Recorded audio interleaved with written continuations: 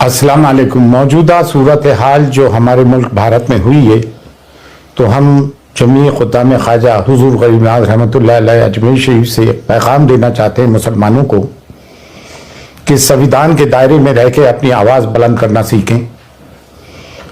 और जो भी कभी भी दीन और मिल्लत के मामलात हुए हैं, चाहे वो नामूस रसूल का मामला हो सल्लल्लाहु अलैहि वसल्लम या अहले बैत अतार का, बारगाह हुजूर गरीब नवाज से हमेशा आवाज़ उठी है। लेकिन अफसोस जिनका के दायरा सब में वसी है, दरगाह और खानकाहों का भारत में बड़े सगीर में, यहाँ से खामोशी क्यों है? निकल कर खानकाहों से अदा कर रस्म शब्बीरी। और ये वक्त मसकी इख्तलाफात का नहीं है।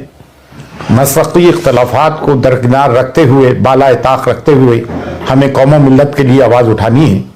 बेशक हम इस चीज़ की सख्त मजम्मत करते हैं जो महरौली शरीफ में बाबा कुतुबुद्दीन बख्तियार खाकी रहमतुल्लाह अलैह के कुर्ब जवाहर में जो 700 और 800 साल पुरानी मस्जिद, मदरसा, कब्रस्तान ढाए गए हैं, हम उसकी सख्त मजम्मत करते हैं। ये उस दौर के कब्रस्तान थे जो बाबा कुतुबुद्दीन बख्तियार खाकी, जो हुजूर गरीब नवाज के जानशीन हैं, उनके हम असर थे, खुलफा थे और मुरीदीन थे। उत्तराखंड में जो कुछ जुल्म हुआ, 14 फरवरी की तारीख थी कोर्ट की, उससे पहले ही आके नगर निगम ने सब सत्यानाश किया। बाकायदा मशीन गन चलाई गई मुसलमानों पे और जुल्म और मजालिम उठाए जा रहे हैं। हमें वो यूसीसी बर्दाश्त ही नहीं है जो हमारी शरीयत में मदाखलत करता हो। बरेली में जो तौक़ीर रजा खां साहब ने आवाज़ उठाई, संविधान के दायरे में रहते हुए जेल भरो आंदोलन का आह्वान किया, जो गांधी जी ने ब्रिटिश पीरियड के वक्त किया था, वो भी एक संविधानिक तरीका है। हमने उसकी भी पुरजोर हिमायत की है। और मुफ्ती सलमान अजहरी साहब को जो बंदी बनाया गया, उन पे केस लगाया गया, ऐसी उन्होंने कौन सी बात कर दी थी? और ATS को इसमें हायल कर दिया गया।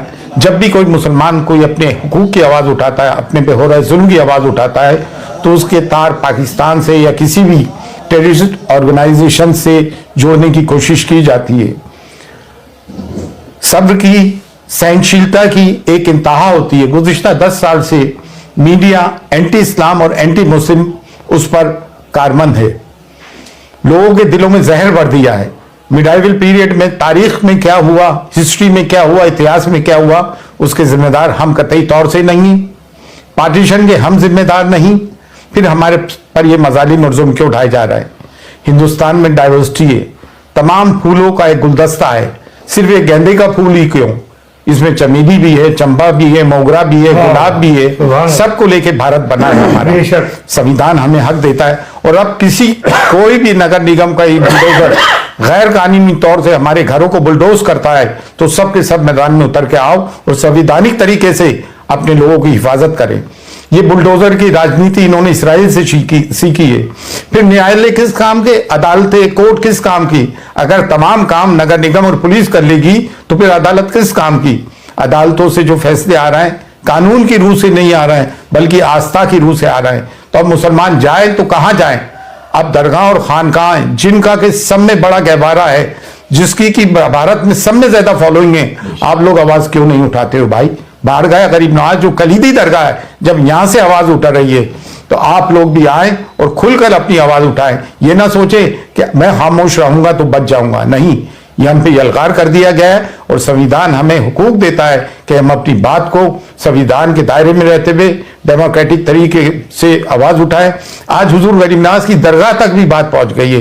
हुजूर गरीब नवाज की शान में गुस्ताखियां हो रही हैं, हमारे नबी करीम सल्लल्लाहु अलैहि वसल्लम की शान में गुस्ताखियां हो रही हैं। कब तक मुसलमान बर्दाश्त करेगा? और अगर मुसलमानों की इबादत गाहों पे बुलडोजर चलने के बाद भी मुसलमान चुप है, तो इससे बढ़ के मुर्दारी क्या होगी? लेकिन अल्हम्दुलिल्लाह अब मुसलमान जाग गया है, हम सब जाग गए।